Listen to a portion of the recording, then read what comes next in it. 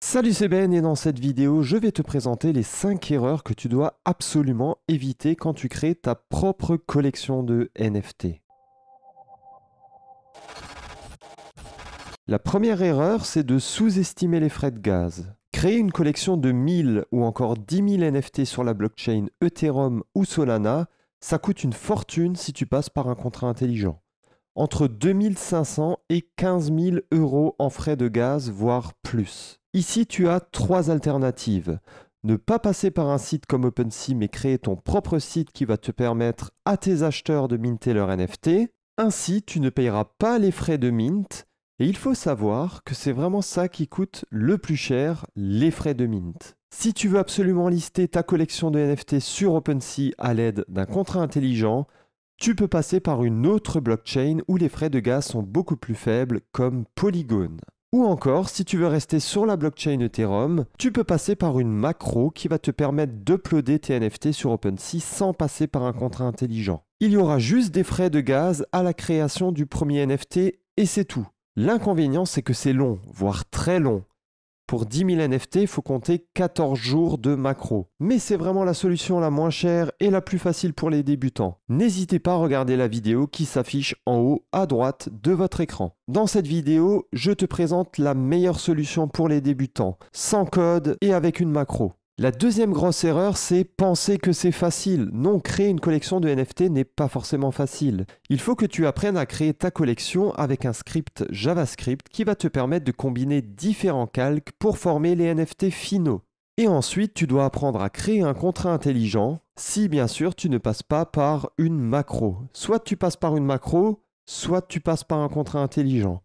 La partie la plus risquée, si tu passes par un contrat intelligent et que tu n'y connais pas grand-chose, c'est de mettre ce contrat intelligent sur la blockchain Ethereum. Ça va te coûter du gaz et si tu te trompes, tu auras perdu l'argent correspondant aux frais de gaz. Si tu es débutant, je te conseille de générer tes NFT et d'utiliser une macro pour les mettre sur OpenSea. Oublie l'application de Mint si tu n'as jamais fait de programmation. Lance ton premier projet sans le site qui permet à l'utilisateur de minter ses NFT. La troisième erreur, c'est de ne pas passer par un graphiste. Un NFT qui fonctionne est un NFT dont l'aspect donne envie. Si tu n'as jamais fait de graphisme, crois-moi, tu vas galérer. Il faut apprendre tout d'abord à maîtriser un logiciel de design comme Photoshop ou GIMP, ce qui va te prendre plusieurs jours, plusieurs semaines, plusieurs mois. Bah oui, en effet, réussir à avoir sa propre patte graphique, c'est du travail. Donc ensuite, tu devras aussi générer chaque calque en prenant en compte la transparence. En effet, chaque calque doit avoir de la transparence, comme ça lorsque tu vas les fusionner, ça va former un tout cohérent qui sera ton NFT. Pour une collection de 10 000 NFT, le minimum c'est d'avoir 100 à 150 calques différents. La quatrième erreur, c'est sous-estimer l'aspect marketing. C'est l'erreur que j'ai faite. Ma collection était sortie, le graphiste avait réalisé de superbes calques, et pourtant, ça n'a pas fonctionné. Pourquoi? Parce que je suis archi nul en marketing. Ce n'est pas mon domaine. Notre objectif était de lister nos NFT sur OpenSea grâce à une macro, chose que l'on a faite, puis donner des NFT à des influenceurs afin d'avoir en retour un petit coup de pouce, une publicité.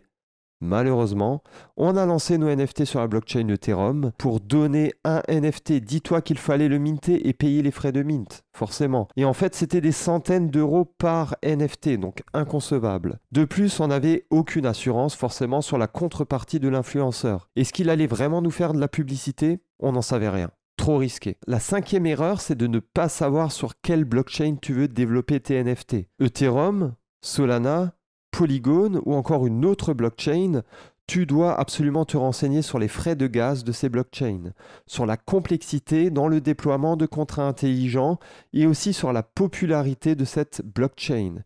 Est-ce que les gens achètent des NFT sur cette blockchain? Une collection a-t-elle déjà réellement fonctionné sur cette blockchain? Voilà, tu as maintenant une vue globale sur les erreurs à ne pas faire.